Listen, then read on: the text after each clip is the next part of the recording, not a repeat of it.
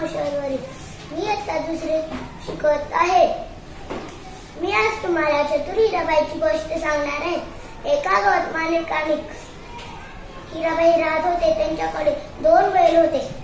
ते बैल अंगणात बांधत होते. पण पहाट झाली.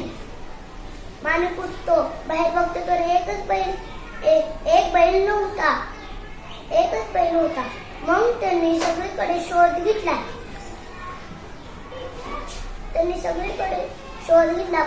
त्यांनी बायकोला हाक मारली, हिराबाई बाहेर आहे, आपल्या एक बैल नाही.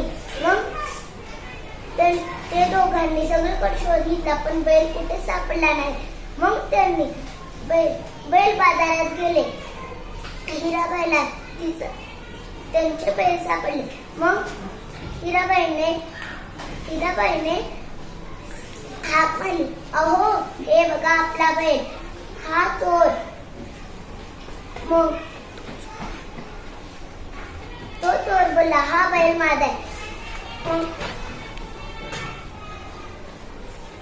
ते दोघेही भांडू लागले. हिराबाईला एक युक्ती सुचली. मग हिराबाईने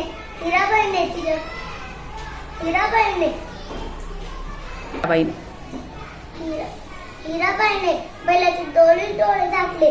मग त्याला विचारले, बैलाचा कुठला डोळा आधू आहे? मग चोराने सांगितले, उजवा. मग नंतर म्हणाला डावा. मग हिराबाईने हात काढले. मग बैलाचा कोणताही डोळा आधू नव्हता. मग तिथे जमलेल्या साऱ्या लोकांनी चोराला पकडले. मग पोलीस आले. चोराला पोलीस घेऊन गेले. मग हिराबाई आणि माणिक दोघेही बैल घेऊन घरी आनंदाने गेले. थँक्यू. माझे नाव शर्वरी. मी आता दुसरे शिकत आहे. मी आज तुम्हाला चतुर हिराबाईची गोष्ट सांगणार आहे. एका गावात माणिक आणि हिराबाई राहत होते. त्यांच्याकडे 2 बैल होते. ते बैल अंगणात बांधत होते.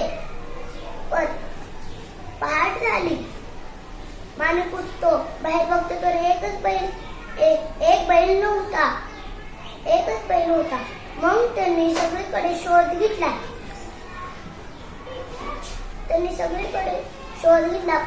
त्यांनी बायकोला हाक